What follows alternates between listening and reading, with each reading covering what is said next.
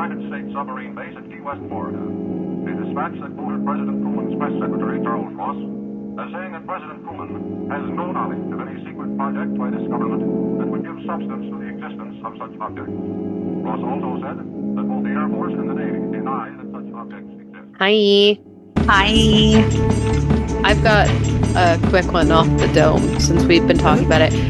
Chelsea and I should have recorded like 20 minutes ago, but we were too busy looking up chin lipo and nose jobs and looking at all the things we can't afford to fix these fucking faces. Exactly. And that's where I have to say right now, hey, what's up? My name is Noelle. And if you have a job, any type of odd job that could pay me $5,000 under the table, please let me know. It is of the utmost importance.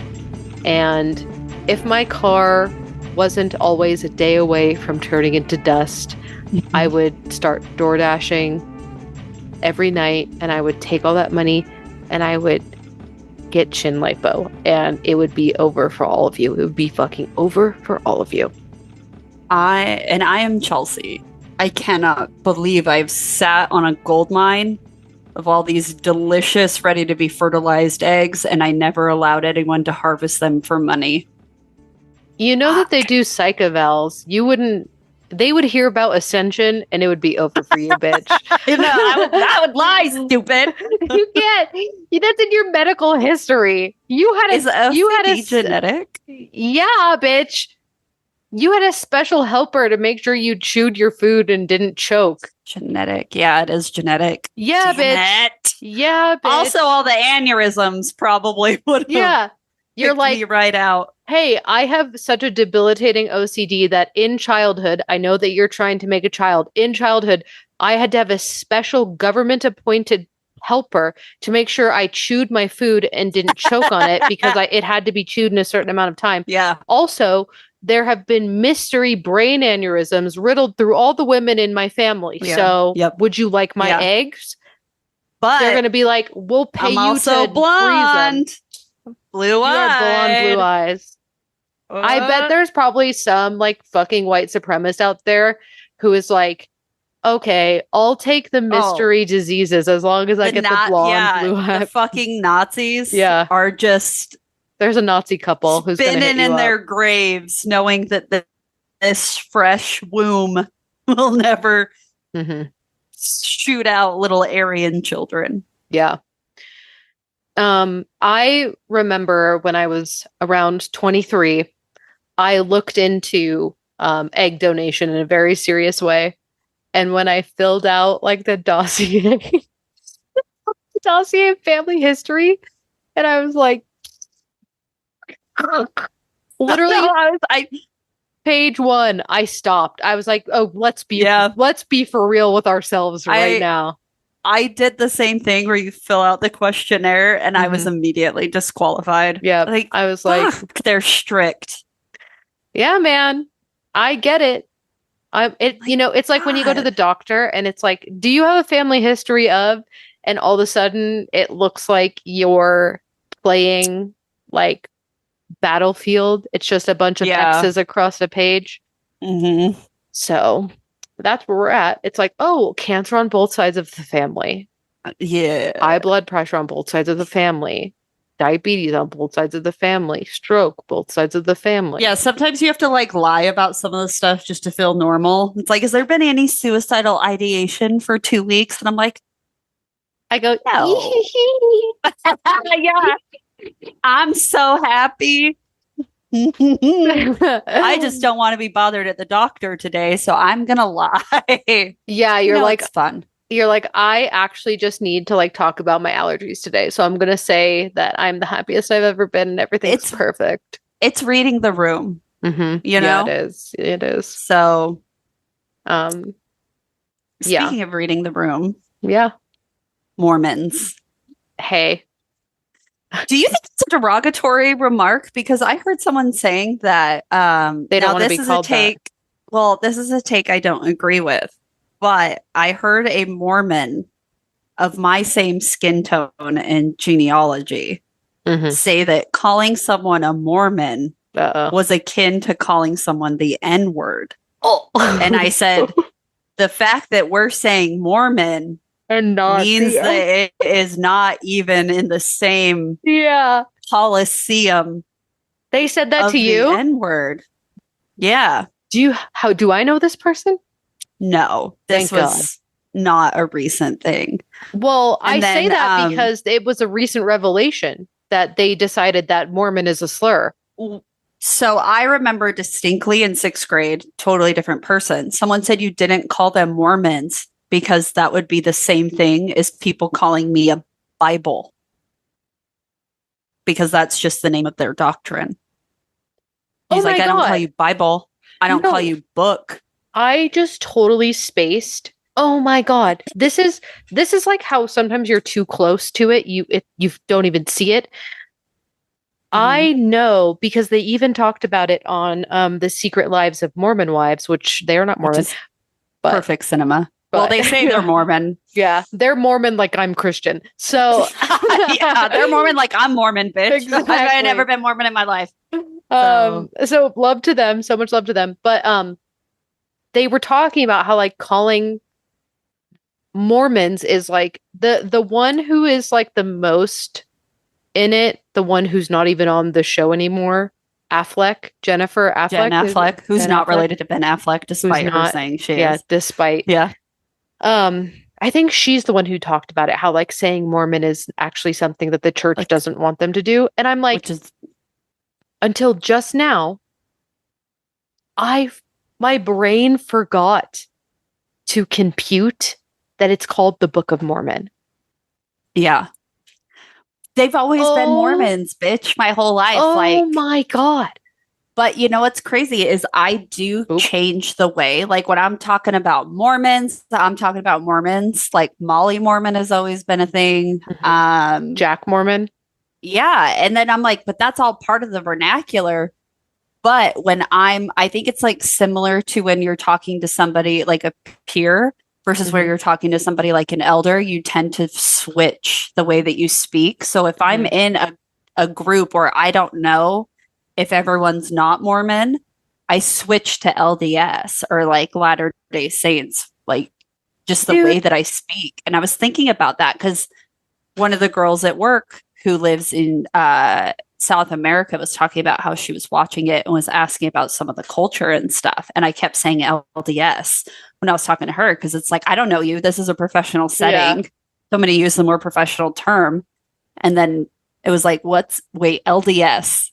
And I was like, oh, that's just Latter-day Saints and Mormons. Like, it's the same thing, but like, it was Are you ready for this? Yeah. August 2018.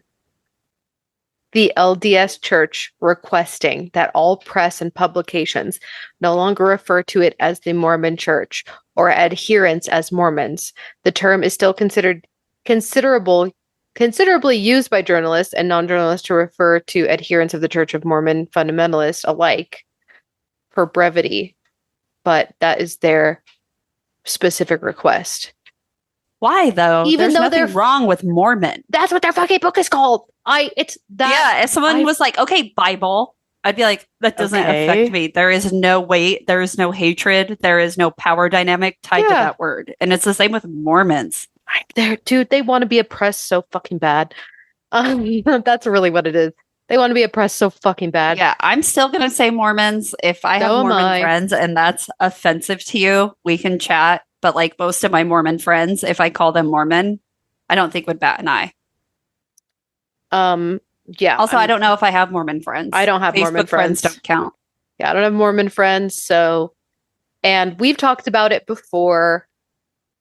How can I say it? How can I summarize it eloquently? You don't respect me, I don't respect you. So I don't think respect is inherently given. I think it's earned. And I don't think that they deserve it. So I'm not going to give it. So if they don't want to be called Mormons, I'm going to go out of my way to call them Mormons. Yeah, there was definitely like growing up in Utah, there were definitely kids who didn't associate with me for not being Mormon, specifically not being baptized. at the time. Like I am baptized, which is weird because I've gone to church like my whole life. So it mattered not what church their you went to. church. But not and when they would Not call theirs. it the church, that's also like a vernacular. So it was very much like which church. Mhm. And then because it's like it's not Christian churches, it's the Mormon Church, which is the church that transcends all churches. To them. Yes. And then, but I do maintain that the Idaho Mormons are way fucking crazier than the Utah Mormons because the Idaho Mormons are like next level fucking. Yeah. Well, I They think are bordering the line of the Habsburg jaw. yeah, they're all inbred rednecks. I mean, Yeah. like they've got, they've got the white supremacist Mormon militias up there. So Yeah. And then, but I only really had like one terrible, I can like maybe count 5 times where I was maybe like uncomfortable because of Mormonism, but I was never like actively bullied. Like one girl didn't want to be my friend because I wasn't baptized in elementary school, but she fucking sucked. And so I was like, whoa. yeah, you're like, oh, a win is a win. Yeah, I was like, I'm not friends with you anyway. But she was like trying to explain why she would not be friends with me. And I'm like, Yeah. dope. I'm like a grade higher than you. That can't happen. Yeah.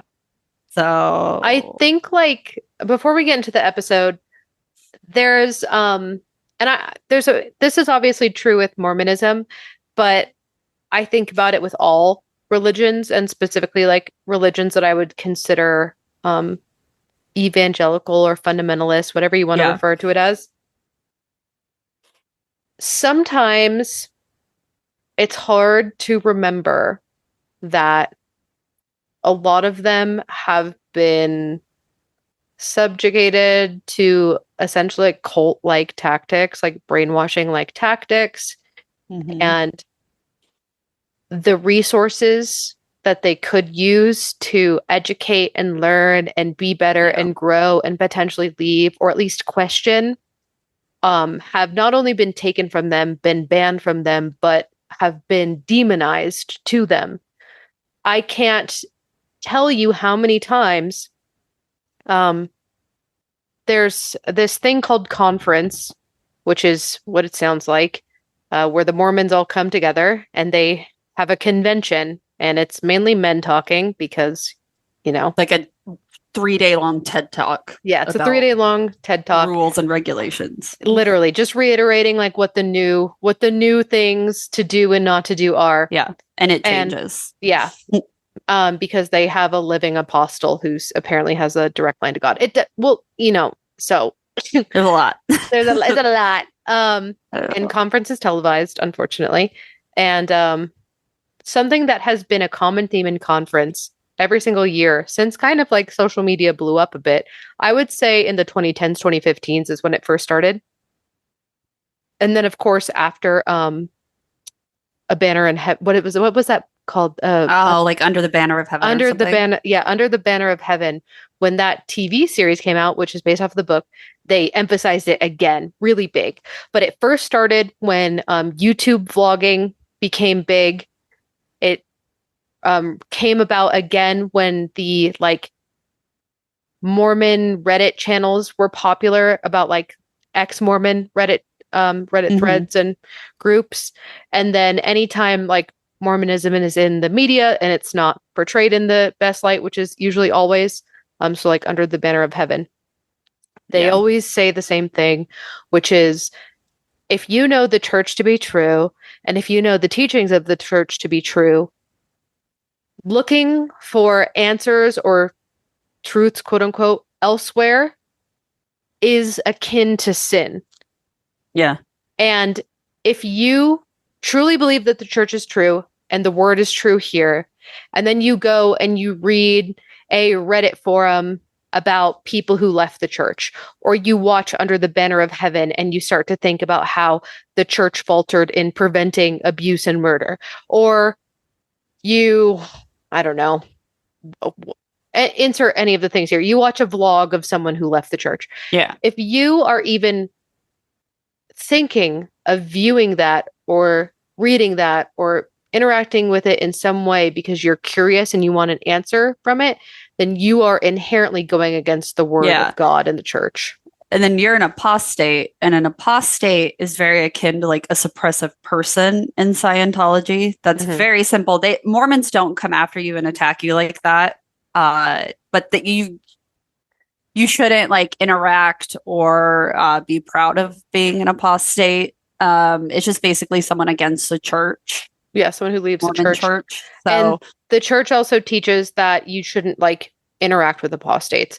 Obviously, in the same way of like an SP in Scientology, they do that because they don't want you telling them the truth and being like, it's a fucking cult, get the fuck out. So the same thing goes for apostates. They don't want you interacting because they don't want you to unveil the truth, which is Mormons are adults sitting at the perpetual children's table of life. Yeah, it's a thing. I don't ever hear, I've never been like called apostate. I think that's probably a little bit more of a strict Mormonism. And I think that like Jack Mormons is basically Mormons in like name only, not in practice. I would say I don't think it's like some crazy like thing. The Secret Lives of Mormon Wives, they're what I would consider Jack Mormons. So like a Jack Mormon is like someone who will go to church on Sundays, but then they like sneak coffee. Whereas like a Molly Mormon is like a goody two shoes. Yeah, Molly Mormons are in the Relief Society. They won't let their kids play with your kids. They are wearing the garments. You will never see them exposed. Mm-mm. Very much that. Which is probably why Utah has such a high rate of happy pills. Antidepressants. Yeah, because these poor women and men get like put into lives when they're very young. And then they're expected to live a life of perfection by other people's standards. And very stressful. Yeah, it's an impossible life. I get why they're on the perk 30s. So anyway, I think it's always good to like let people know or remind people of that portion of Mormonism that acts in the same way that other, I would say, cult-like religions do, where they want to suppress information, because just like Scientology, Mormonism is a fairly young religion. And when I say fairly young, I mean, we have full documentation. Like it was the mid to late 1800s. It was, your great grandpa's grandpa was like, I remember Joseph Smith, like that. Like that's how young it is. And so the history is tangible. It is not up for debate. It is recorded precisely, just like L. Ron and Sea Org. Like we know what happened because the people who were there are were a phone call away. The people who were there watched color television. It's, they're in this realm. So to keep people from questioning and looking into things, you demonize the information that would prove otherwise, and hence how you get, where we are today. Yeah. And what we're going to talk about here, actually. Now I want to see, like, when did Brigham Young's last wife die? Yeah, he had people. Some of his wives didn't even die until like 1917. Yeah, I'm like, they were here. They were probably driving in cars. Yeah, they were making TikToks. So yeah, Brigham Young's youngest wife was on YouTube. Yeah, you've met her, and she has critiqued that your socks are not visible. So typical Gen Zer. So let's jump into it. We are going to talk about the Mountain Meadows Massacre. Will you hear a T anytime I say mountain today? No, you will not, because that is because I am a blood-born Utah. Let him know. From Mountain. From Layton. She's a Uten from Layton. I'm a Uten. On the mountain. So, the Mountain Meadows Massacre is deeply interwoven with the early history of the Mormons and their founder, Joseph Smith. Understanding why this tragedy unfolded requires examining the broader context of the Mormon Church's origins, the legal and social pressures it faced, and the leadership's responses, which often led to violent outcomes. So, Joseph Smith founded the Church of Jesus Christ of Latter-day Saints, LDS Church, in the 1830s. Initially, the church was met with skepticism and hostility, partly due to its unconventional beliefs and practices, such as communal living and later polygamy. However, it wasn't just their religious practices that set them apart. Smith's ambition to build a theocratic society also stirred controversy. The early Mormons often moved as tightly knit, politically cohesive groups, voting in blocks and influencing local economies, which alarmed and alienated other settlers. This is still the same thing. The Mormon Church funds, like Prop 8, I think they were like trying to shut it down in California. Yep. They're very heavily involved in politics. And for those of you who are curious about Utah culture, Noelle and I will report this is still alive and well. Go to Temple Square wearing booty shorts, you will be probably removed. Yeah, you'll feel it. I wanted to pause for a second and go into more of the controversial lore of Joseph Smith and the LDS beliefs, because I think that this helps paint the picture of why people didn't like them. Because Mormons will try to tell you that people didn't like them because they knew that this was the true church and everyone. A lot of revisionist history. Yeah, revisionist history. Sure. So let's talk about why actually people didn't like them. Joseph Smith, the founder and original pedophile prophet of the Mormon faith, married his youngest wife, Helen Mar Kimball, when she was 14 and he was 37, adding her to his harem of 40 wives. He claimed to have experienced visions, including one in which he said God and Jesus Christ appeared to him, which a lot of other Christian religions shockingly have issue with. One of my favorite pieces of lore, as shown in an episode of South Park, is around Emma Smith, Martin Harris, and the lost 116 pages. In 1827, Joseph Smith claimed to have received golden plates from the angel Moroni, which is the one on top of the temple, the gold guy with the golden horn. Angel, yeah. Which he said contained ancient writings. He began translating these plates into what would become the Book of Mormon. During this process, Martin Harris, the farmer and friend, who was also helping to both finance the translation and sometimes, along with Emma, would act as a scribe for Smith. Harris wanted to dunk on his bitch skeptical wife and others that the Book of Mormon was a legitimate divine work. He repeatedly asked Joseph Smith if he could borrow the manuscript to show it to his wife and these fucking haters. Initially, Smith refused, but Harris persisted, asking again and again and again. And Joseph Smith's permission prayers were denied again and again and again, until God eventually told him Harris could take the 116 pages of the manuscript, which contained a translation of the Book of Lehi, a part of the larger record. And you'll never believe it. After giving the pages to him, they mysteriously disappeared. Oh, they got KGB'd. Oh, yeah, they did. Everyone was like, hey, no biggie, just look into the special hat with the special golden plates and retranslate it. But we gotta stop. Okay, first of all, you can't just throw that in. So, for context, Joseph Smith found, because he was also like, some may say grave robber, some may say archaeologist. It just depends on who you talk to. But the way that he translated these texts was not by like looking at something and like getting divine inspiration to like read ancient Enochian. He would take glasses and he would put his head into a hat and like Charlie Brown's teacher tell people what he was seeing in the hat. Like that's for context. I really feel like that's important that people know. He just put on glasses and stuck his face into a hat. Where the golden plates mysteriously were. And unfortunately, no one other than him can verify that they were there. So yeah, they were like, dude, no big deal. Just like look into this special hat with the special golden plates and like retranslate it. It's not a thing, right? Like you're fine. You will never believe what happens next. Joseph Smith said losing the pages made God mad at him, and the punishment was temporarily losing the ability to continue translating the plates. Fuck. You fucking hate when it happens. You just remembered them and can just kind of like swing out. Yeah. He couldn't, girl, because God said he couldn't, even if he wanted to. Even if he fucking wanted to, he couldn't retranslate the original 116 pages because it would open the door for critics to challenge the authenticity of the translation process. So instead, Okay. Yeah. instead, he would translate something totally different, which covered a similar time period, but from a different perspective, and it was called the Plates of Nephi.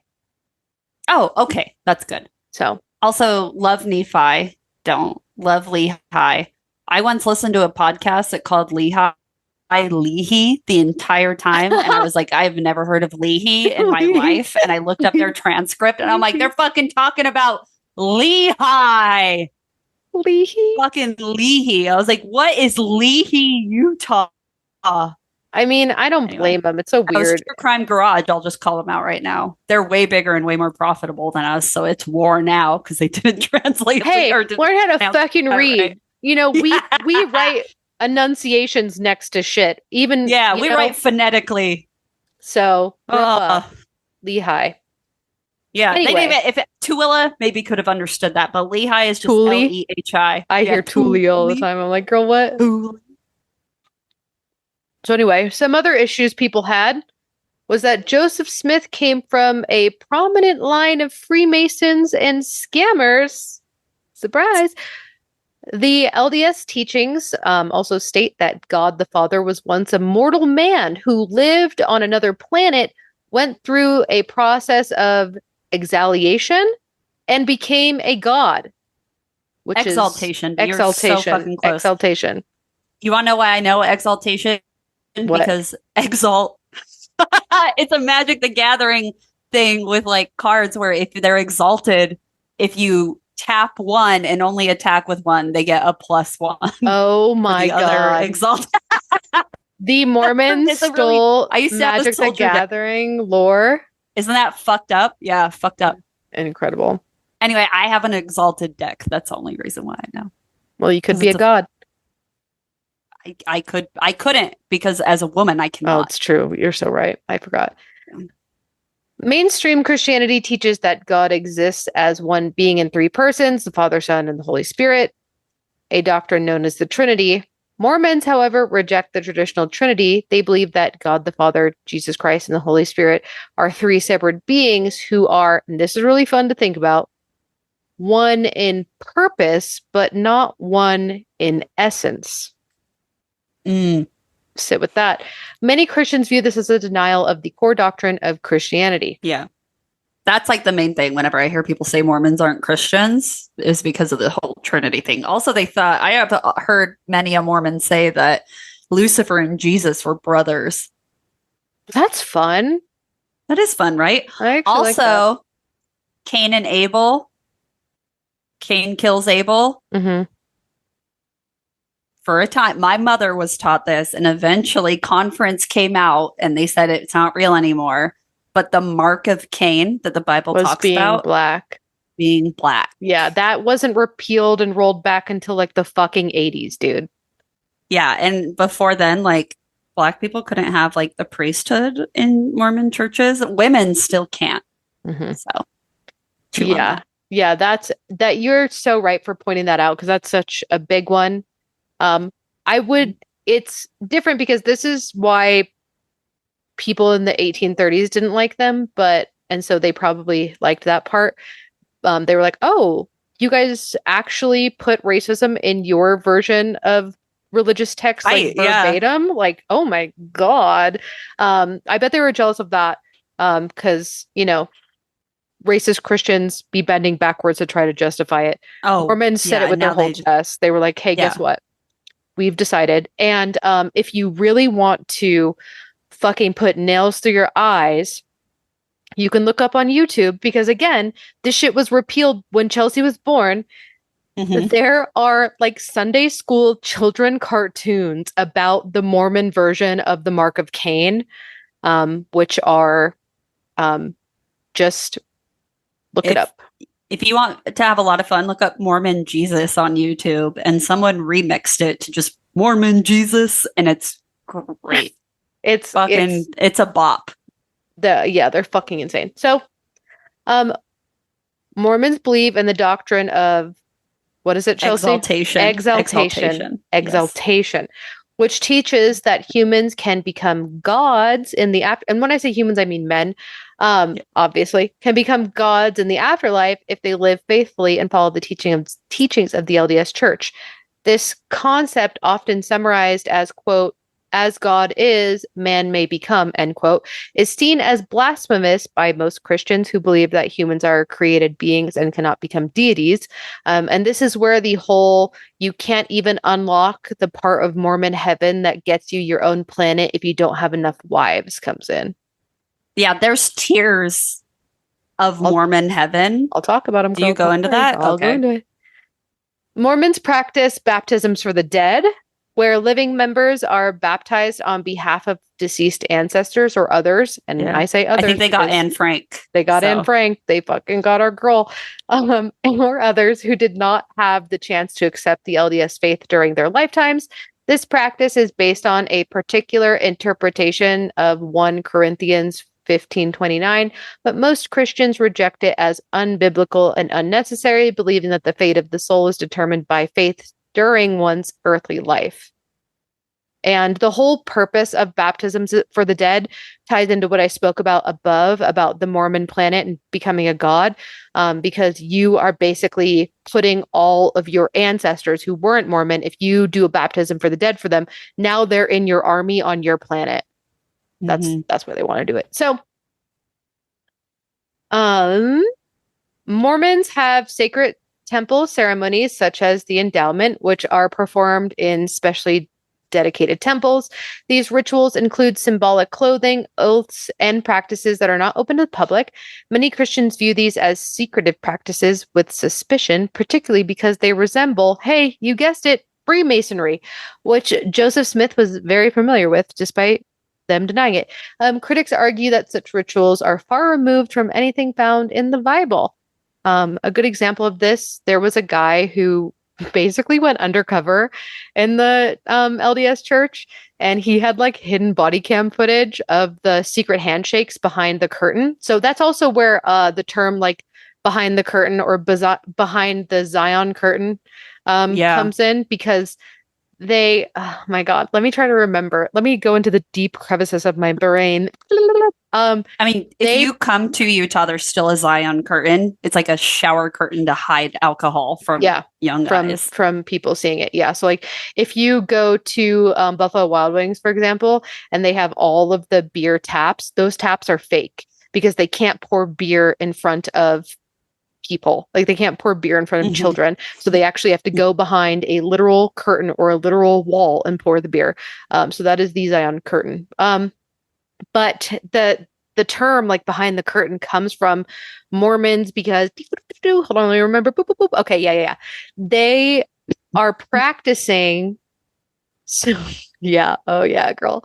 They're practicing a secret handshake, which is like I don't remember if it's unique to them or if it's like unique to the religion. It's unique to something. It's a secret handshake that you're taught and you learn, and someone's hand comes out. You're in a room. There's a giant curtain. Someone's hand comes out into the curtain, and they are acting as like the gatekeeper to heaven. Because if you don't know the secret handshake, you can't get into heaven. So like that's the code. That's like, hey, guess what? I'm a Mormon, secret handshake. And so you practice the secret handshake through the curtain, and then you also get it right name. Yeah, they do also get a secret name, and they also get like a secret. Purpose isn't the way to talk about it, but it's like their secret job title. Like they get their secret name also comes with a fucking 20-page dossier telling them that like what they'll actually do like in their true life in Mormon heaven. So it's very, very cool and fun. So anyway, that's that. Mormons believe, thank you.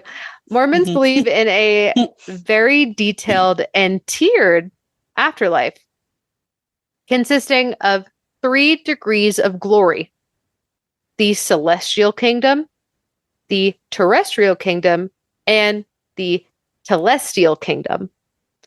Only those who achieve, Chelsea, exaltation in the celestial kingdom can dwell with God and potentially become gods themselves. Most Christians believe in a simpler concept of heaven and hell with no varying degrees of reward or planets. I also want to say that someone described the 3 kingdom, or the 3 degrees of glory, the 3 tiers of heaven, as an escalator. So if you are, and also you can't get to the celestial kingdom unless you have multiple wives. Sorry, girl. And the celestial kingdom is where you get the planet. And you have to be Mormon. Yeah, and you have to be Mormon. You have to have multiple wives, and then you get your planet, and then that's where all your ancestors that you did baptisms for the dead live on. So I've had it described as an escalator.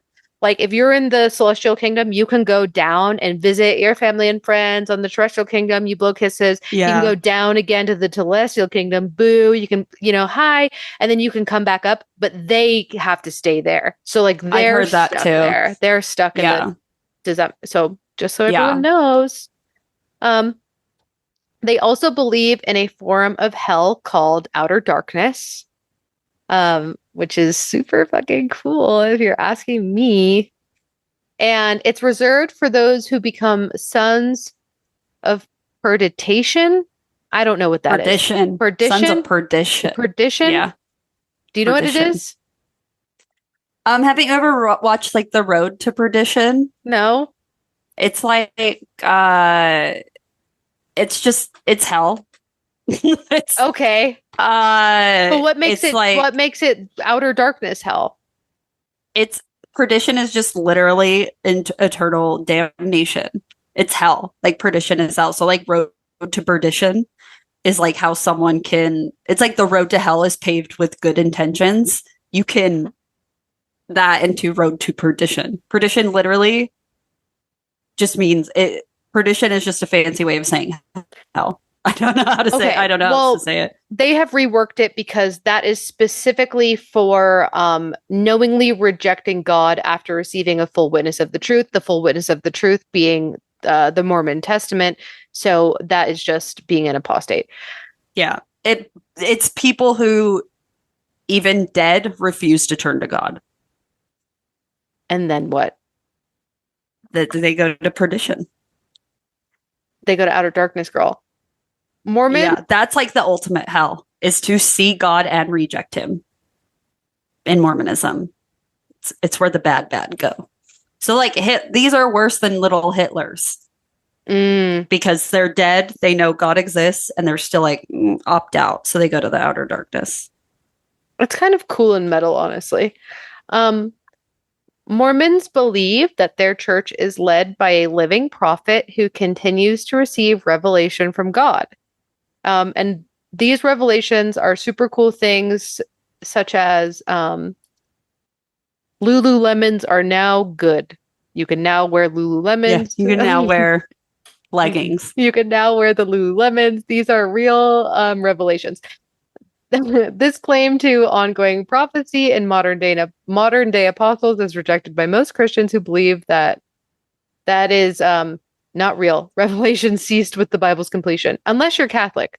Brigham Young, the second pedophile prophet and husband to a few child brides, his youngest being a 15-year-old Clarissa Ross that he married when he was in his late 40s, added to his running total of 55 wives, created the Words of Wisdom, where he would tell followers that God told him they can't have alcohol, tobacco, caffeine, and hot drinks.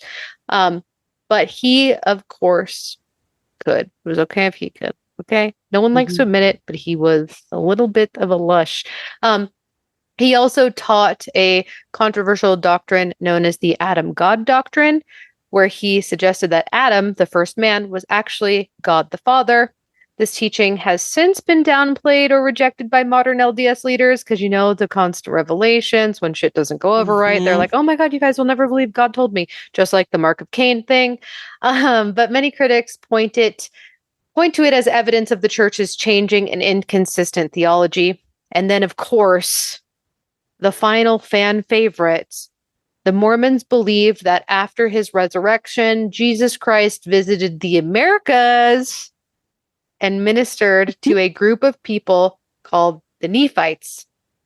Then there are also the Jaredites, who were an ancient group described in the Book of Mormon, specifically in the Book of Ether, I don't know. According to the story, the Jaredites traveled from the Old World to the Americas after the Tower of Babel incident. As part of their journey, they built an enclosed vessel referred to as a barge to cross the ocean. And when you read the description of said barge, it is what we would describe as a modern day submarine. Which is honestly, that's fun. Very fun. But some Ancient people have submarines. problems. That's neat. Some people I'll have a problem. buy the ancient submarines just because that's fun. You know what it makes me think of? You know that Beatles song Yellow Submarine?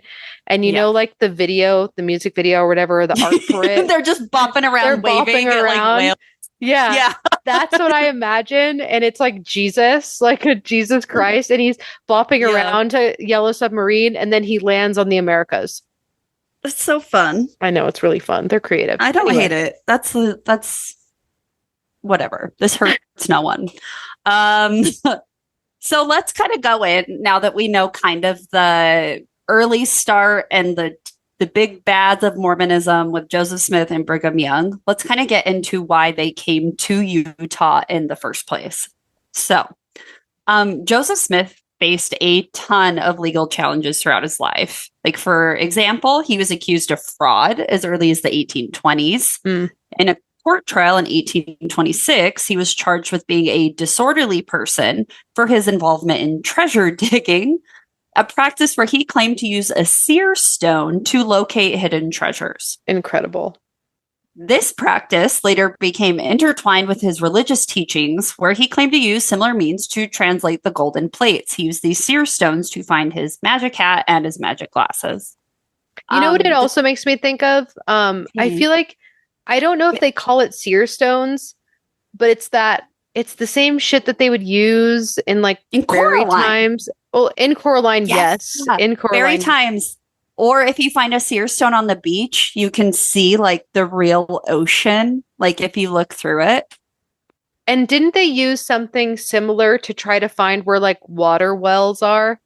Like you would have like a person come out with like the special thing, and it like and they would cross. Yeah, and they would cross. Yeah, they would cross. Have you been watching the new Ghost Adventures? There was like one of them where it was in South America, and the guy was using them to like.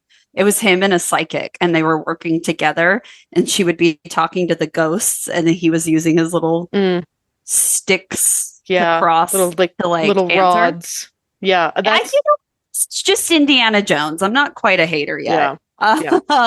Because he was, until he started scamming the poors, then it's a problem. But if you're just scamming oil tycoons out of like family treasures, I'm not as bothered.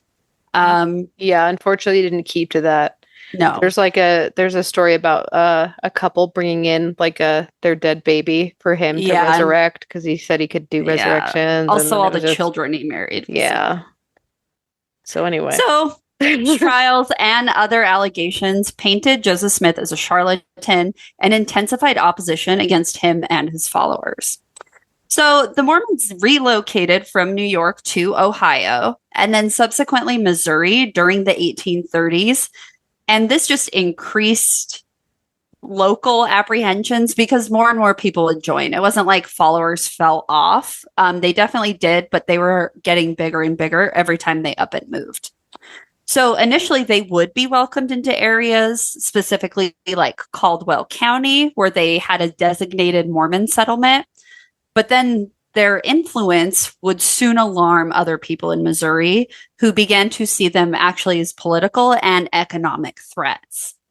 And this tension led to violent incidences and also led to the formation of Mormon militias that were established for Mormon protection. And tensions definitely escalated when anti-Mormon groups attacked Mormon settlements and kidnapped several leaders. So in response, about 70 Mormon militia members, led by Captain David W. Patton, moved to rescue their detained comrades from a militia camp near Crooked River. The resulting skirmish saw both sides suffer casualties, including mortal wounding of Patton and a significant loss for the Mormons. And the aftermath of the battle was severe. Missouri's governor, Lilburn Boggs, issued the notorious extermination order in 1838, which commanded that Mormons either be exterminated on site or they had to leave. So this edict followed the pivotal battle of Crooked River. And on October 25th, 1838, The battle, part of the broader 1838 Mormon War, marked the final tension of this conflict, which is why Governor Boggs had his drastic action. And then ultimately, this forced the Mormon community, including Joseph Smith, to flee Missouri, which set the stage for the eventual migration to Illinois and then later to Utah under Brigham Young.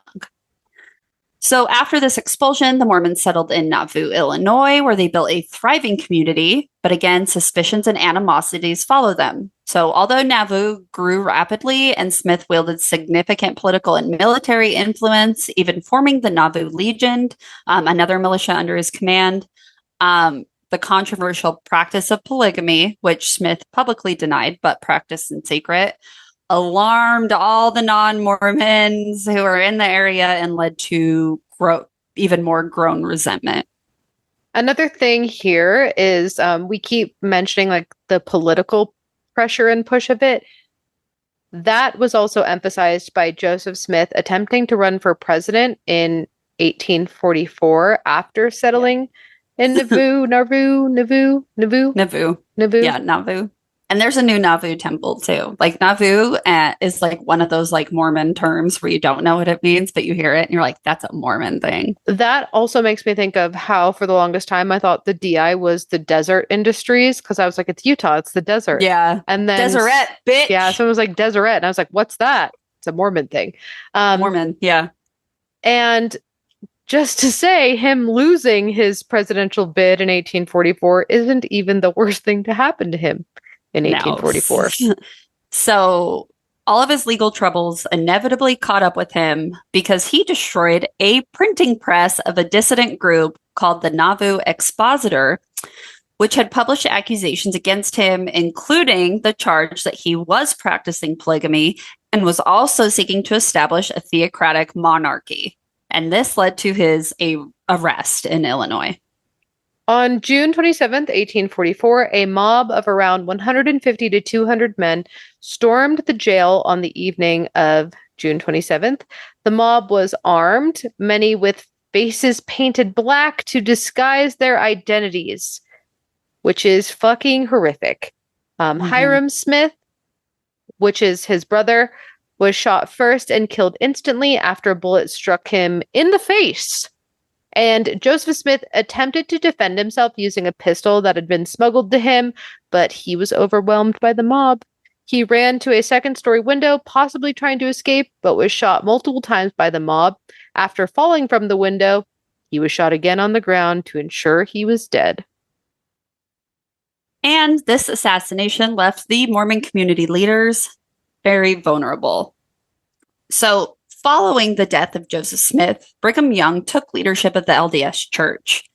Young practiced polygamy extensively and, as mentioned above, infamously had 55 wives, many of whom were widows or single women who needed protection or assistance due to the societal structure at the time. I want to add here that this is still the lore that practicing Mormons use to justify the pedophilia throughout the original prophets and founders and like some their top 10, if you will.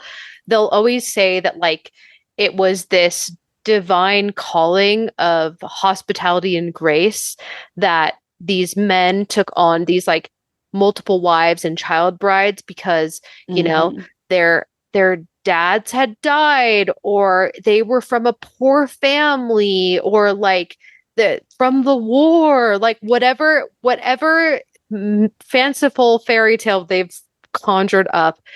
This is like what they try to use as the excuse to explain away why Joseph Smith and Brigham Young had 14-year-olds and 15-year-old child brides. They'll be like, it was an act of charity.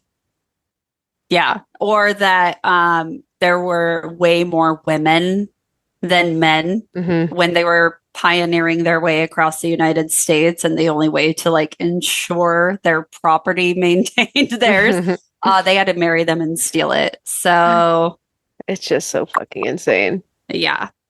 So in addition to the pedophilia, Young is also a controversial figure for several other reasons. Imagine like pedophilia just being like the tip of the iceberg. The footnote. Yeah. Well, He not only enforced the practice of polygamy, but his leadership also saw the enactment of theocratic laws that often conflated church and state roles. So, for example, he promoted the United Order, which was a program aimed at maintaining the economy according to Mormon communal principles. So, this encouraged members to pool their resources and properties, which was then redistributed according to the church's decisions, which reflected a blend of communal living dictated by religious precepts. So, under his direction, there were reports of church leaders influencing voting behaviors and even monitoring voting activities to ensure that the church members voted according to the suggestions of the church leaders. So it was essentially, and this happens still in polygamy societies, like where if you don't play ball, you don't get wives, you don't get property, you are essentially treated as like, and then you are eventually pushed out because it also affects your ability to work. If you're not doing exactly what you are in this communal living, the men are pushed out and the women are acquired as wives. He also established or reestablished the Nauvoo Legion, which was the militia that Joseph Smith had formed in Illinois. And this militia was used to enforce both civic order and church decrees and acted as a territorial defense force, but also served to enforce the church's interests and security. We will get to them again later. So back in 1847, Young led a formidable expedition of thousands of Mormons, men, women, and children across the plains and mountains to the Salt Lake Valley, which was then part of Mexico. And this journey was later hailed as one of the most significant treks in American history and was driven by a quest for sanctuary where they could freely practice their faith. Young was often referred to as the Mormon Moses, and he swiftly established settlements in the region, including future Salt Lake City. I sang songs about this in first grade called "This Is the Place." Yeah, I was going to say what he said. Yeah, Brigham Young came upon the Salt Lake Valley covered in locusts and said, "This is the place." Yeah, so which is funny. My grandparents came to my first grade class to hear me sing about "This Is the Place," and I was dressed up like a little pioneer. And I'm 99% sure the picture is on my Instagram still. I'm going to look for it, and that's going to be the cover of this episode. I also want to say, I'll send it to you. Please. Some of my other favorite Mormon lore is connected to this. So when Brigham Young came to Salt Lake Valley and said, "This is the place," and it was covered in locusts and the Mormons were about to die, someone came in as Mormon Batman and saved them. And that someone was the California Seagull. The California Seagull came in and ate all the fucking locusts. Mormon Batman. It's true. That's why the California Seagull is a Utah state bird. That is it. If you look up Utah state bird, it says California Seagull, because that bitch came in here as the Mormon Utah Batman and saved them all from death and destruction and doom. It done ate the crickets. It ate the crickets. So, anyway. Yeah. That's so fun. Anyway, just to establish a bit of a timeline here, this all kind of happened at the conclusion of the Mexican-American War. And the Treaty of Guadalupe Hidalgo shifted this region into America's hands, which made it part of the new Utah territory. But despite initially being appointed as the territory's governor, Young soon found himself at odds with federal officials. And if you ever get bored, look at how much land they wanted. It was essentially the entire western United States is what Brigham Young wanted for Utah. And he was like, "Give it to me now." Yeah, it was like, seriously, all of the western United States. They were like, this should be for Mormonism. Hey, you know what? That's what they say is a good bargainer. You start at the tippy top. So then when you bargain down, it's actually what you really wanted is what you get. And we have the perfect shape because we're not boring like a square. We've got a little lump at the top. Yeah, we're all right angles. You know what I mean? One of the biggest points of contention between Brigham Young and the federal government was the practice of polygamy. The practice of polygamy, which was deeply controversial in the U.S. at the time, led to widespread outrage among non-Mormons. The federal government viewed polygamy as a violation of societal norms and U.S. law. which only recognized monogamous marriages. In 1856, the newly formed Republican Party adopted an anti-polygamy platform, calling it one of the, quote, twin relics of barbarianism, end quote, alongside slavery. This opposition accumulated in several federal actions aimed at suppressing polygamy, including the Moral Anti-Bigamy Act of 1862 and the later Edmunds Act of 1882, which made polygamy a felony. And of course, Young governed the Utah Territory as both the civil leader and religious leader, turning it into, let's just say it, a theocracy. He held enormous power over both the political and religious lives of the settlers, and the federal government was not a fan of this kind of concentration of power, fearing that it undermined American democratic principles. And this friction, compounded by the Mormons' memories of past persecutions, led them to form, again, the previously mentioned and very well-armed Nauvoo Legion. And this just reflected their defensive stance against any external threats. So despite their hopes for isolation and peace, the arrival of the United States government just soon led to renewed tensions. So President Millard Fillmore appointed Brigham Young as the governor of Utah Territory, but federal appointees were sent to help administer the region and found themselves at odds with the Mormons, who were very wary of outside authority.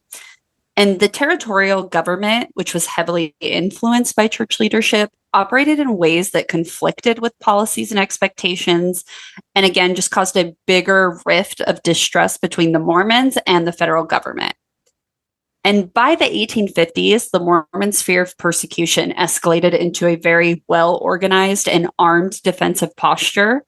The Nauvoo Legion, which was composed of every able-bodied Mormon man between ages 18 and 45, was mobilized. And in 1857, the tensions finally reached a boiling point. President James Buchanan, alarmed by reports of Mormon defiance, decided to send a military expedition, known as the Utah Expedition, to replace Brigham Young as governor and reassert federal authority. The Mormons saw this as a prelude to invasion, which was reminiscent of the violence that they had faced in Missouri and Illinois. And these memory of these expulsions was still fresh, and the Mormon community feared that once again they would be forced from their homes. So as the federal troops advanced, Brigham Young declared martial law on August 5th, 1857. He instructed his followers to prepare for war, directing them to save grain and ammunition, and forbidding them from selling supplies to passing immigrant parties. The Mormons believed these immigrants could be spies or potential allies to the incoming army, and thus were seen as a possible threat. And they carried out a scorched earth campaign. They burned supply trains and forts, and this decree set the stage for the tragic events that would unfold later in that year. So the Baker-Fancher Wagon Trail was a very well-provisioned group of immigrants, mostly from Arkansas, that happened to arrive in the Utah Territory just before this period of heightened tension. The group was not unusual in its time. Many wagon trains passed through Utah on their way to California. It was very much the go west young man mentality. And the Baker-Fancher party was composed of multiple families, and with them they brought hundreds of cattle and horses. And as they stopped in Salt Lake City to resupply, they encountered hostility instead of the usual Mormon hospitality. And this was because the Mormons were under orders from church leaders to conserve resources because of the anticipated conflict that was going to happen with the federal troops. So they refused all out to trade goods with the immigrants. So moving south from Salt Lake City, the wagon train reached Cedar City, where tensions continued to rise. Reports circulated amongst Mormon officials and settlers that some of the members of the Baker-Fancher party had insulted Mormon leaders and boasted about participating in anti-Mormon violence, such as the murder of Joseph Smith. And these allegations are largely believed to be exaggerated and even fabricated. They further inflamed the already suspicious Mormon settlers. I muted myself when I went to cough. Cough it out, girl. But I accidentally muted myself when I was talking and then unmuted when I coughed. My bad. Perfect The timing. Mormon settlers just didn't like these people. So the leadership in Cedar City, particularly Isaac C. Hite and John D. Lee, saw the immigrant party as a threat. Hite, who held positions both as a church leader and militia officer, just proposed to attack the whole wagon train. And this decision was influenced by the fiery rhetoric and fervor of the Mormon Reformation, during which Brigham Young and other church leaders called for spiritual renewal amongst members, which urged them to defend their faith and community at all costs. The belief that God would bless and protect them in righteous violence contributed to the decision-making process amongst these leaders. So initially, the plan was to disguise the attack as a raid by local Paiute Indians with whom the Mormons had formed some alliances. The goal was essentially to create plausible deniability, ensuring that federal authorities would not blame the Mormons directly if the immigrants were killed. Also, what motherfuckers, right? They came in, Yeah. They formed alliances and friendships, probably had some decent trade going on, were chilling out on the violence towards natives, and then they were like, guess what, you guys? Fuck them. Yeah. Let's fucking backstab them. Let's throw them under the bus big time. The Fed's gonna come in and we're gonna be like, oh my God, you guys, you'll never believe. Oh, this is crazy. You guys. It wasn't us. We're just too busy getting married to do anything bad ever. It's such a backstab, honestly. I know, that's motherfuckers. That's so crazy, yeah. And that these Indians were telling them hey, here's how you survive the fucking desert. Here's how you get clean water and not die during the winter. And then they do this. Yeah, because Salt Lake City gets very cold. Cedar City gets very cold. I know we live in a desert, but we also are famous for our snow and our skiing. Also, Cedar City, I think, is 4 hours away from Salt Lake. It's a hop, skip, and a jump. It's not that bad. But the distance between, there's nothing in between Salt Lake and Cedar City except for barren wasteland. Even today, now that it's a full functioning state, that's still a very empty drive of nothing. Yeah, it's empty. Yeah. It's so... Obviously, the whole Mountain Meadows Massacre is fucked up, but this extra layer of, Paiute Indians being we just want to help these crusty whites who look like they're inbred survive the winter. We're going to be cool with them. And then they're like, let's fucking kill them. Yeah. It's crazy. It's so fucked. So the Mormons attacked the wagon party on September 7th, 1857. But the immigrants fought back like motherfuckers. They managed to hold off the attackers for several days, despite being surrounded and low on supplies. These are dudes in covered wagons, fully fending off a militia. They created a defensive perimeter around their wagons and held off the Mormons, despite the fact their ammunition, food, and water supplies all dwindled. And the Mormon militia and the Paiute allies realized that they could not overrun the camp without revealing their true identities. So they're still trying to just act like thieves in the night at this point. So as the siege continued unsuccessfully, Hite and Lee decided to escalate their plan. They sent a rider to Salt Lake City to seek guidance from Brigham Young. But before a response could be received, the local militia decided to act on its own initiative. John D. Lee, under a flag of truce, approached the immigrant camp and convinced the besieged settlers that they would be allowed a safe passage if they surrendered their weapons and agreed to be escorted back to Cedar City. And they were desperate enough at this point because they knew that they couldn't survive a prolonged siege, that they were like, yeah, that sounds great. Let's stop fighting. We accept these terms. Here are our weapons. We will follow you back to Cedar City. So on September 11th, trusting the Mormons' assurance, the immigrants surrendered their weapons, and the militia led them out of the encampment in small groups. And as they walked through the valley, the militia suddenly turned on them. The men were separated and shot at close range, while the women and older children were attacked by militia members and Paiutes hiding to ambush. Witness accounts and later reports revealed that the militia used both guns and blunt force in their violent and merciless execution. And when the dust settled, 120 people were murdered in cold blood.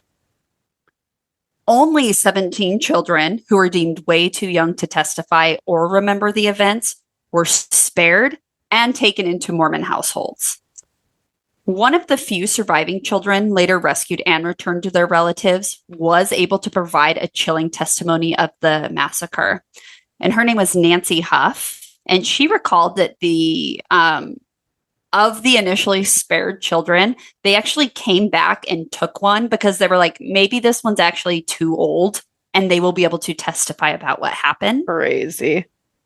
Other reports from federal investigators like Major James Henry Carlton described the scene with horror, saying how bones and remnants of women's hair were found scattered all over the massacre site. They were just so beaten apart that there were just chunks of skull with still hair on the scalp launched across this valley because of not only the gunfire, but how brutally they beat these women and children to death. So fucked. So Carlton's investigation, which was published in 1859, initially emphasized that the brutality of the attack and that there were attempts to blame the Native Americans entirely. He called out that the Mormon militia tried to cover up their involvement by dressing as Paiute warriors and staging the attack to appear as an quote-unquote Indian assault.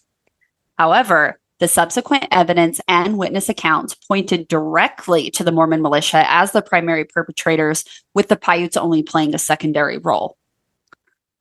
When Haidt finally returned, or his writer finally returned from Salt Lake City 2 days later, it brought Brigham Young's orders to whoopsie daisy, let the wagon train pass untouched. By then, it was obviously too late. Oh, yeah. So the massacre had taken place, and so immediately triggers the effort to cover up the involvement of the Mormon militia.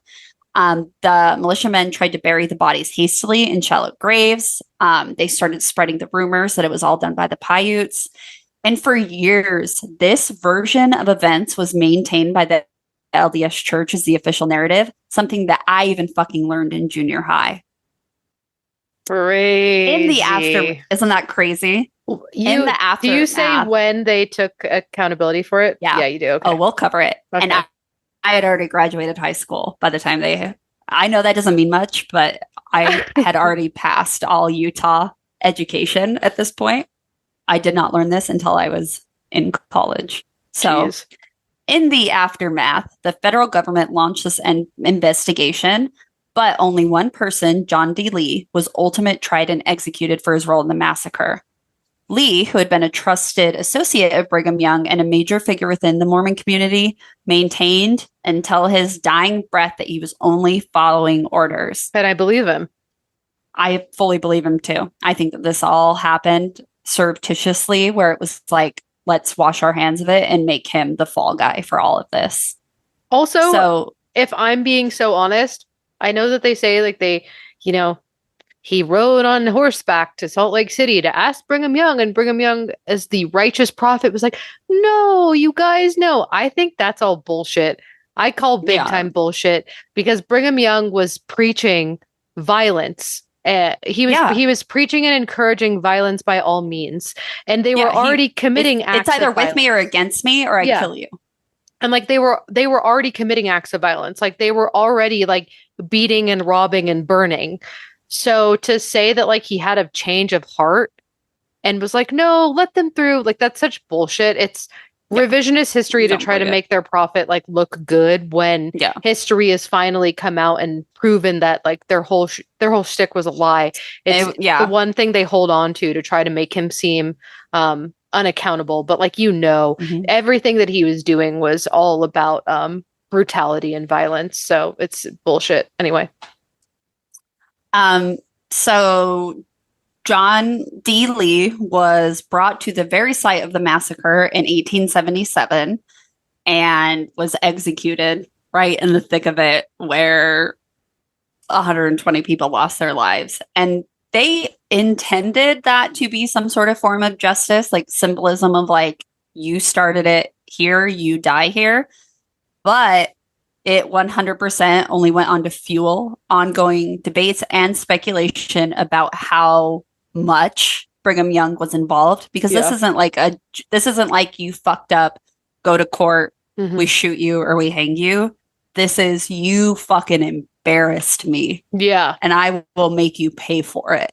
Yeah. Yeah. And even like I think they were saying up until recently, even like up until the 2000s, there is like a memorial there and people were still fucking with it. Like they were still fucking with it. Like it's a whole thing. So I fully believe it. So the massacre and its cover-up has haunted the LDS Church for generations. It became a huge symbol of deep mistrust and animosity between the Mormons and the federal government, and it influenced the path to statehood for Utah and shaped the legacy of Brigham Young's leadership. There were efforts to reconcile with the descendants of the victims. There were monuments and memorials that were erected in Mountain Meadows. And in 2007, the LDS Church finally and formally acknowledged its members' responsibility for the massacre and expressed deep regret for the loss of life. I bet. So that means my generation was never taught the full truth of this massacre in public schools. I doubt they are still, honestly. I don't know why they would be, because we learned about Utah history in junior high. Yeah, I bet that they just skip over it. This is something that people used to like bring up only when they were fighting. I only heard this in discourse against Mormons. Like you would see the Mormon missionaries walking around and you would hear like some drunk guy be like, what's the Meadow Massacre? Like that's how I first heard about it, was in those types of discussions. It was very informal and it was used as like heckling for the Mormons. Interesting. So today, the massacre even still remains a very powerful reminder on the complex dynamics of frontier life for the Mormons. Also, it goes very much into religious zeal and the consequences of mistrust and fear. So glad we're not seeing that in this day and age. Yeah, so glad. That's totally like it just ended here. Like we've never seen anything like it. It ended in 1877. Mistakes. Yeah, we've never seen anything like that. So totally not normal, that stuff. Yeah, it's, just for histories. That's where it lives in history. For history's sake. Yeah, we already learned from it, so it's definitely not happening now. Insane. Yeah, man. I hate it. I hate all of it. I am so deeply frustrated sometimes by like the Mormons in this state and their and it's what I said above, like at the top of the episode. It's tough because I want to be like, you motherfuckers refuse to learn your own history. You motherfuckers refuse to learn anything about the people who run your church then, now, and in between. You refuse to have accountability for any of the fucked up things that you did, do, and continue to do, and will do in the future. But then it's like, ugh, I don't know. Like, they're the fourth largest Christian denomination in the world. It's just like so tough, man. Because like you want to like, I don't know, maybe I'm just like too empathetic in my thinking sometimes. You want to like hate them for the things that they did, do, and will do. But then you're like, some of them are just like stupid, dumb little babies. And they just don't know. And then it's like, oh, well, the internet's free. Look it up yourself. Do your own fucking research. But then it's like, yeah, but if you really believed you're going to fucking rot in the eternal pits of hell and never fucking see any of your family, if you go on fucking YouTube and look up like Mormon Church cult ? Like you're not going to fucking do it. I don't know. It's like so tough. It's tough to like reconcile. Yeah. I think it's like it's like why I have, and I'm sure many others have moved away from organized religion, despite like not necessarily having personal issues with feeling faithful. I don't know how to say it, but it's like a lot of hypocrisy And all of it tends to lead to monetary gain, political influence, having more wives, and like what was anything happening during this time to make other people's lives better? Like, you know what I mean? And I feel like that's so reflective of like current religion, which is just a very selfish thing. And you can see like what it is, like these guys taking all these women and having all this property. It's just fucking like, yeah. it's And disgusting.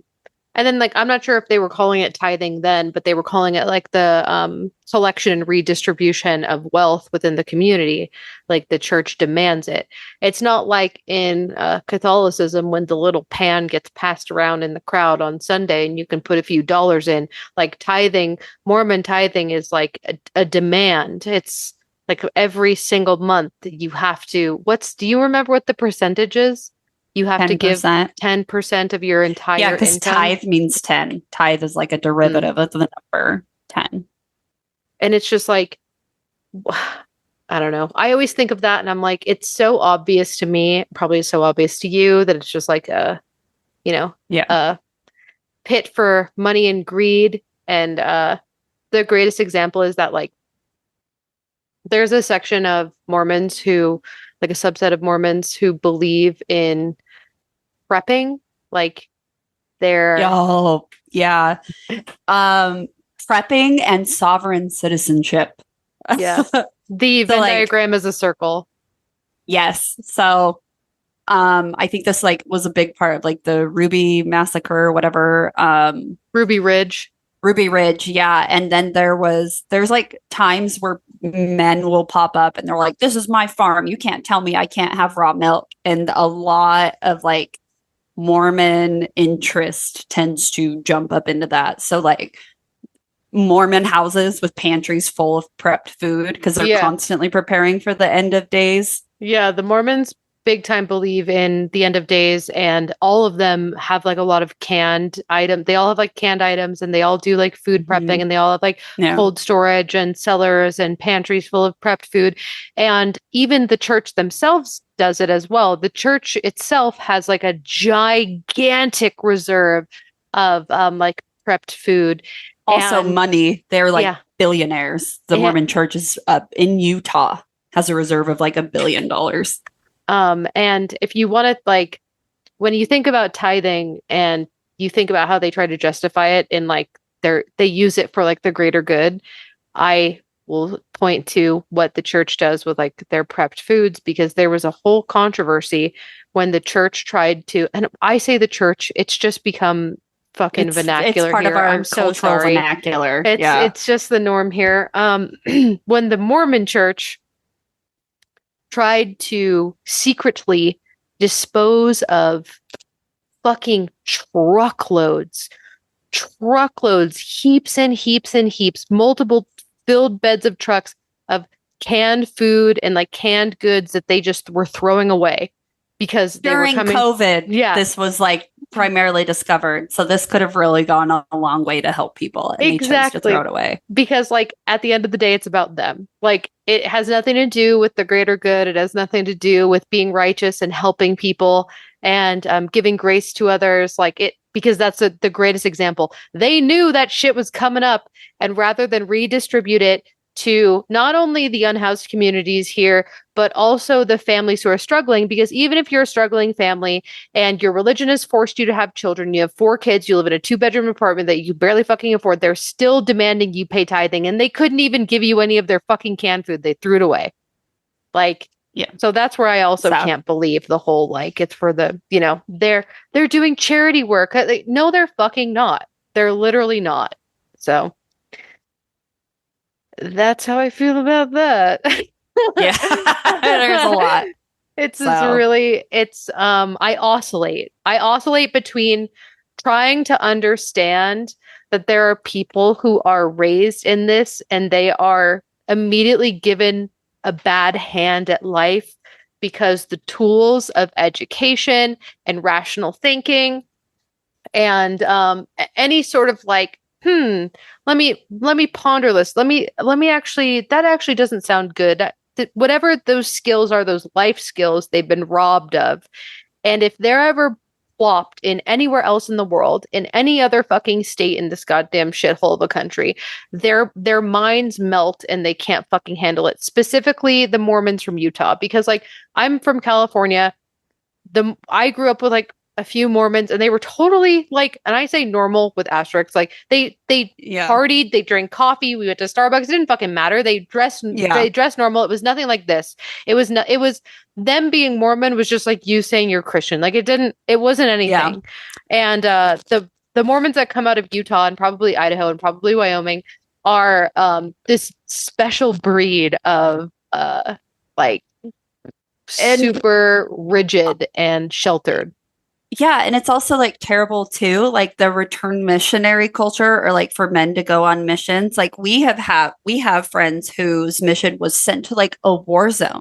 Mm-hmm. And they were put into situations akin to like what you would find if you were in the military, you know what I mean? Or like even in guerrilla warfare. Or they're sent out super young when they're like 18 is when you go on to be a missionary. And then they're expected to come home and marry. So like girls then who enter into college only get about 2 years of college education before their missionaries come back and marry them. Mm-hmm. So that is one thing that is refreshing of it to see. And I know it's like on Secret Lives of Mormon Wives, like these people auditioned for the show. Mom Talk wasn't like this tight-knit community they want us to Mom believe. Talk survived this. Yeah. So I think like there is something they say where they're trying to change the narrative, and you see them drinking like their 44-ounce of like soda from Swig. Mm-hmm. But they do talk about things that, so, you know, it's like not, I don't know. I think that the strictness of Mormonism will die out in the same way that the strictness of just a lot of Christianity is dying out. Yeah. And then it's still wild for me to see polygamists out. Like I see them all the time at Joanne's Fabrics. And I see them at Walmart. Little Pioneer. Yeah. And I'm like, oh, I want to help you. But I think that even still, girls aren't given the same opportunities. Even the firstborn sons can do no wrong. They can act like little bastards. Bishops can act like bastards. There's a reverence for mediocrity that is allowed to be celebrated merely by being born Mormon. Yeah. So Mormon man. Yes. Mormon man. Specifically. Mormon white man. Yeah. Yeah. It's, I don't know. I want to believe it. Dude, I've lived in Utah for too long. I've got to get out because like when I was watching The Secret Lives of Mormon Wives, I was like, they're not fucking Mormon. I was like, there's no, when one of them swore, I was like, hello. And then the other one tried champagne. I was like, yeah. The one getting pregnant, I was like, that's not weird. But then when she was like, I don't know if I want to get married, I'm like, yeah. Or like when the one girl got the microscopic tattoo, I was like, oh my God, bitches ain't Mormon. That tattoo part, when she was like, I have 2 dots, like, and it zoomed in on him. I was like, couldn't where? see him. And I couldn't. I couldn't. And then they turned into like the little like fine line Harry Potter things. And they were like, tattoos in Mormonism are so taboo. And I'm like, hitting your eye. It was like they use like the same thing that they do to micro thread your eyebrows or whatever. I was like, oh my God, these aren't Mormons. Or I know, but it's like, isn't that so funny how like that's how I know that like genuinely the Mormons and any like organized cult religion is so fucking powerful, because even as we sit here and like talk against it and like talk about how we want the abolishment of it, essentially, it's still ingrained in our little fucking brains, because we looked at them and we were like, those aren't fucking Mormons. Not Mormons. Like I fucking knew a girl was not Mormon anymore because she got tagged in a photo of her wearing a tank top. And I was like, that bitch ain't Mormon no more. You can't wear tank tops and you're like a good little Mormon girl. Dude, or like having multiple ear piercings. I'm like, not Mormon anymore. Mm-hmm. Not Mormon anymore. It's so funny. It's funny. It's scary. Yeah. But I hope that, I think they're afraid, honestly. I think that's why their conference talks get more dire and get more evil. It's like a fucking dying star. Like they've got to fucking spin out. So yeah, it's like every now and then they open it up to be more accepting, and then the pendulum swings and it's like, and they tighten the grip. Yeah. So yeah, Do you know anything about Mormons building bridges? Do you know about that organization? No, I don't think so. It's a tough one for me. Mormons building bridges is specifically Mormons who Oh, is that where they're trying to like reach out to like like apostates and they're people trying and be specifically LGBTQ plus community. And yeah. but here's my thing. Here's my fucking thing, dude. Oh my God. And this is again where I oscillate. So frustrating. Like I used to appreciate that and I used to think it was like so powerful. And I remember like being at Pride and like even being in the Pride parade and like we were behind Mormons building bridges and I saw them like go out and like hug people in the crowd and it was like this really emotional moment and I was like, "Oh my God, like this is so powerful." But it's actually not.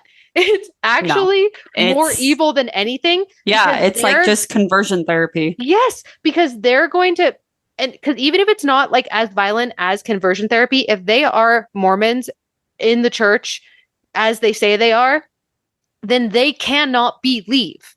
Like they have Yeah. to There's believe no way. the best version of their reality is yes, you are gay, but you have to suppress it, marry a woman, and have children. Yes, you are Yeah. gay, but you can never be it. Deny it. Yeah. That's the best version of the reality they believe Yeah. in.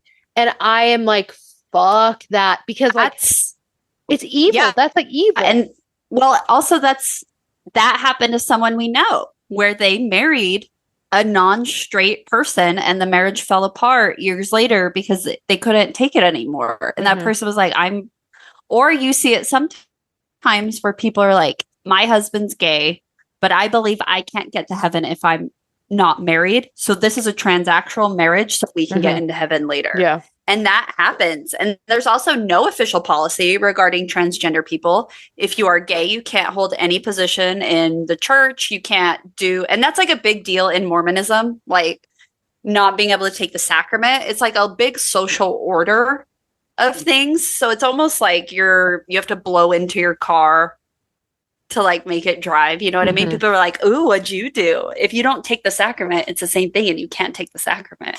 Yeah. And it's just like painting yourself is like, I am literally not worthy of this. And everybody knows. Yeah. So it's just so. Also, another piece of Mormon lore before we get out of here. When I first moved to Utah, I don't know if I've told this before. When I first moved to Utah, I went to what I thought was like a theater performance, a parody theater performance. And what it ended up being was Mormon theater. And they had a girl come out dressed as Ariel in a covered up way and no shell top, if you know what I'm saying.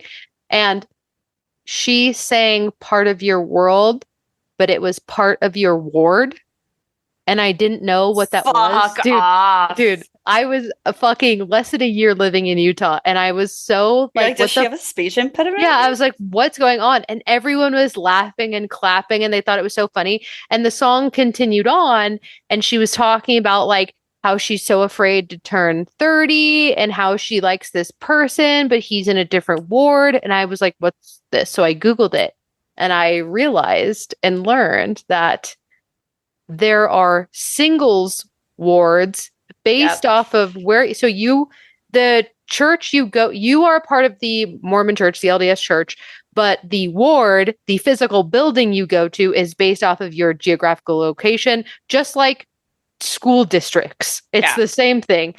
And they have special ones for people who are single between the ages of, I think maybe 17 or 18 and 30.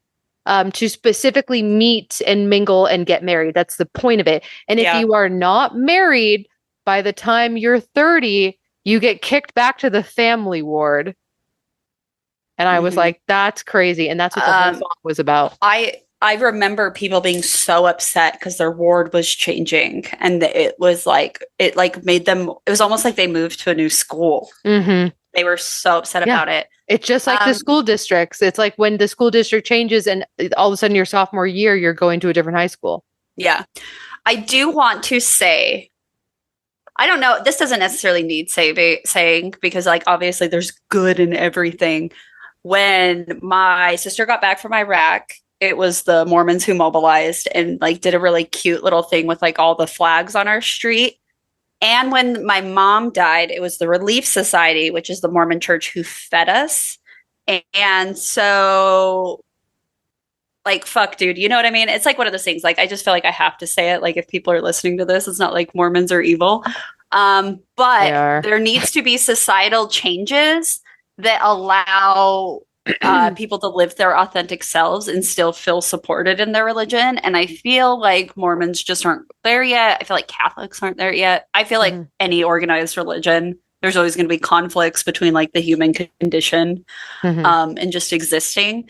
But I am very, very grateful that the Mormon women mobilized and fed my fucking father for like a year. Yeah. Very punk rock. Yeah, I hope things change so that everyone can just be fucking happy, gay, transgender, have church leadership, all of the things. If you want to be Mormon, you should be able to do that, in my humble opinion. And I also hope that they get rid of the basically like what's Mormon confession called? It's not bearing your testimony because that's where you say you believe in God, but there are very predatory practices that can exist within the Mormon Church, and way too much stuff is put on their bishop. Yeah, so your bishop in your ward is just a guy who coaches volleyball, and then you as children are expected to go to him and do Mormon confession. I don't know what they fucking call it. And there was even a case recently in Idaho that was thrown out because of religious protections, but this child was reporting sexual abuse to their bishop, and the bishop did nothing about it because the abuse was being perpetrated by someone within the church. And it wasn't until federal authorities got involved, like CPS essentially, and then they attempted to take it to trial and charge the bishop for not being like a mandated reporter, essentially. And they said that it was their religious right to not say anything. And I think that's fucking insane. So my college art teacher fucking sucked. He was so mean. He ended up getting charged. But this was like a very different story because I think she was 12 or 13. He's a college professor. She was like, he was grooming this girl by being like, I love you. You make me feel like I'm a better Mormon. I want to get back to my faith because of you. And subsequently groomed her parents where they allowed him to move in with their 13-year-old daughter. And this guy's like, I don't know, has a doctorate, and he wasn't that smart. So he had to have at least been 30, right? Disgusting. The only person who stepped in at that time was the bishop, because this little girl goes in and repents. I think that's it. Repents to the bishop and is like, I feel like I am very uncomfortable in this situation, but my parents say if he doesn't convert, I can go to hell for rejecting God. And the bishop was like, hold the fucking phone. What are you talking about? And the bishop's the one who called in that case. But these are non-bishops, like, are any Tom, Dick, and Harry. It's not like you have to go to theology school. It's literally could be your volleyball coach who one day they're like, you want to be a bishop, babe? So a lot of that stuff, also abducted in plain sight, was the same thing, grooming through Mormonism. Yeah. So fucking disgusting. Yeah, I could. And you want to know why? What? That art teacher was such a fuck, because we had to turn in an assignment where we put a pedophile. And when he graded my art assignment, he wrote on it like his critiques with red marker on my art. You remember his name? And I was like, I fucking hate this guy. I don't remember. It was at Weber State art professor, pedophile, Mormon. Art pedophile, arrested. I hope it pulls up. God, what was it called when you logged into like your student account to get your classes picked? See if you can log in. Oh, there's no way. Weber State. Him get his shit expunged because he's a bishop now. Oh my god, that'd be so gross. I don't know if someone can find it. He was like blonde, I think. Of course, a freak. Yeah. Oh fuck. Well, anyway, I could sit here and talk shit about the Mormons till the cows come home. but I'm not going to. You know what we are going to do? We're going to tell you about the link tree in all of our bios. We are at Go to Hell Podcast. I am at Noelle Fain. That is at Sith Lord. And in that link tree, you can find a link to our Patreon. $1 gets you in. New episodes every week. You can find a link to our merch where 100% of proceeds are donated. You can find a link to Kelly Holloran or at Wildwood Owl on Etsy. She makes cool shit for us and she makes cool shit in general, so go check her out. You can find a link to our Discord server, a link to our YouTube. Hey, look what I didn't forget. And there are also links to help the efforts in Gaza, to help the Palestinians. There are free ways and financial ways. And I don't know why you'd need it, but there is also a link to listen to us, which is anywhere podcasts are heard. And nice. I'm going to go ahead and give a hail to critical thinking. And if there are any, not just Mormons, anyone in a religion that tells you to like not read certain things or not look at certain things, I hope that you can put on your critical thinking cap and say, why wouldn't they want me to do that? Why wouldn't they want me to read that? Why wouldn't they want me to watch that? And then you do it and then you realize. So that is what my hail is too. Hold on, I wasn't prepared. I really want to play Mormon Jesus, and I want that to be my hail. The song? I can't hear it. You're going to have to put, nope, nothing. Nope, it's nothing. There's nothing there. You're fine. I swear to God, there's nothing. You're going to have to put it in. So sorry, you're going to have Fine, I'll put it in. Hail, You Can't Touch Mormon Jesus, which was uploaded 15 years ago and has 2.2 million views and it is still a bop. So it's just Mormon Jesus put to like MC Hammer. You can't touch this. It's like, nah, Mormon Jesus. Nah. It's really good. Hail that. Well, I'm so glad I didn't have to listen to it. Okay. No, you're going to be a changed one. I don't want to hear it. Stop dancing to it. Let's get the fuck out of here. All right, bye. Bye.